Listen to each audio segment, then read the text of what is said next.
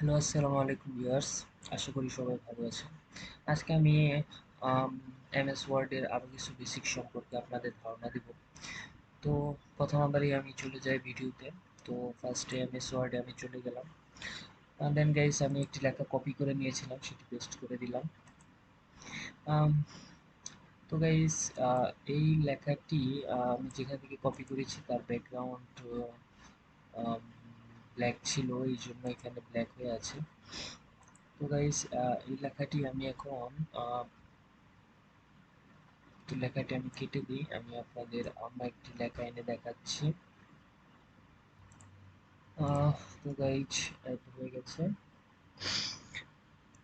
তো তো গাইস আমরা এর আগের ভিডিওতে কিছু ইনফরমেশন দেখেছিলাম।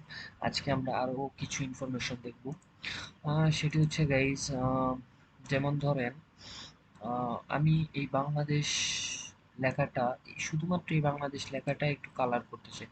তার জন্য গাইস দেখতে পাচ্ছেন এই যে উপরে একটি টেক্সট ফন্ট কালার নামক একটি অপশন আছে। আমি জাস্ট সেখানে গিয়ে আমি আমার লেখাটি সিলেক্ট করব, আমি আমার টেক্সটটি আগে সিলেক্ট করব। দেন আমি যে কালার করতে চাই, যেমন ধরেন ব্ল্যাক আছে, আমি এটিকে একটু বেগুনি কালার করে দিলাম। তো গাইস দেখতে পাচ্ছেন বাংলাদেশ লেখাটি একটু বেগুনি হয়ে গেছে। এটা আমি একটু বোল্ড করে রাখি। বোল্ড, জাস্ট বোল্ড করে দিলাম।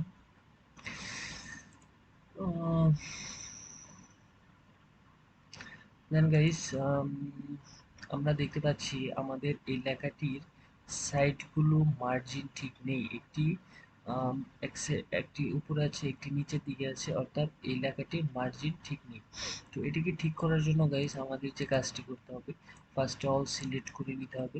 দেন গাইস এই যে আমরা এখানে যে একটি অপশন দেখতে পাচ্ছি জাস্টিফাই, কন্ট্রোল জে, এইখানে ক্লিক করলে আমাদের আমাদের যে টেক্সট গুলো আছে, বোথ লেফট এন্ড রাইট সাইডের মার্জিন গুলো, adding extra page between word is necessary. তো গাইস এই লেখাগুলো আমাদের একসাথে হয়ে যাবে, লেফট এন্ড রাইটের সমানভাবে থাকবে। তো গাইস এখানে আমরা ক্লিক করে দিই। তো গাইস দেখতে পাচ্ছেন এখন আগের থেকে লেখাটি অনেক বেশি সুন্দর দেখাচ্ছে।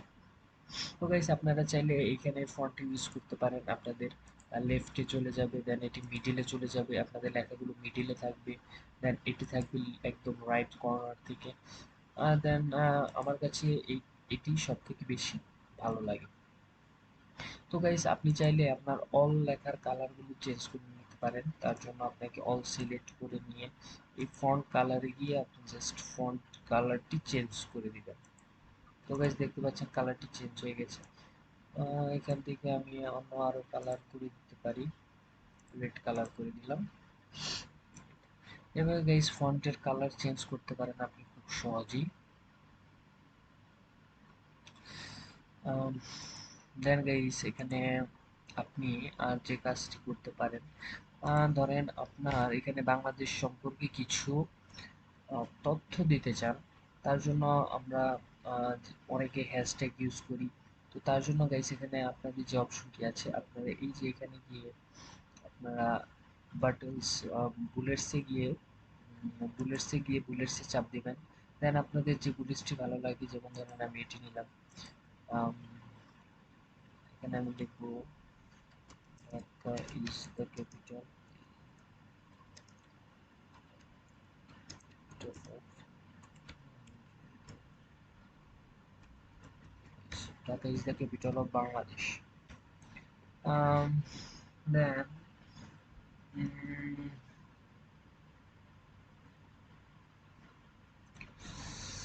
এভাবে আপনারা চাইলে আপনাদের যে ডিটেলস গুলো আছে সেগুলো আপনারা উল্লেখ করতে পারেন খুব সহজে। তো গাইস আপনারা চাইলে আপনি এই ফন্টটি চেঞ্জ করে নিতে পারেন। জাস্ট এইভাবে সিম্পলি ভাবে লেখা টেক্সট গুলো সিলেক্ট করবেন, দেন এখানে ক্লিক করবেন। দেন ওটি যদি আপনাদের ভালো না লাগে তো আপনারা এটি ইউজ করতে পারেন, বা টিক মার্ক ইউজ করতে পারেন। আপনাদের আপনারা চাইলে 1 2 3 এটিও ইউজ করতে পারেন। আপনারা এখান থেকে যে বিষয়টি সিলেক্ট করবেন আপনাদের সেই বিষয়টি, এখানে চাইলে আপনারা এবি A1 আর্টিকেল A1 2 এগুলো ইউজ করতে পারেন। বা আপনাদের যদি হেডিং ভালো লাগে A1 2 3 এগুলো ইউজ করতে পারেন। এটা আপনাদের যেমন ভালো লাগে আপনারা ঠিক তেমনই ইউজ করবেন। দেন গাইস এখানে আরো কয়েকটি বিষয় আছে, সেটি হচ্ছে এখানে লেখাগুলো আমাদের একটু স্পেস স্পেস দেওয়া আছে। তো আমি যদি এখান থেকে এই লেখাগুলো নন স্পেসিং দিতে চাই, তার জন্য আমাদের এই ফুল লেখাটি সিলেক্ট করতে হবে। দেন গাইস এই যেখানে আমরা একটা অপশন দেখতে পাচ্ছি নন স্পেসিং। তো গাইস আপনারা দেখতে পাচ্ছেন যে আমার লেখাটি অলরেডি নন স্পেসিং হয়ে গেছে। তো গাইস এখানে আরো কিছু অপশন আছে, heading 1, heading 2, title, subtitle, subtitle empty. Guys আপনারা এখান থেকে এগুলো সিলেক্ট করে নিতে পারেন আপনাদের যখন যেটা ভালো লাগে।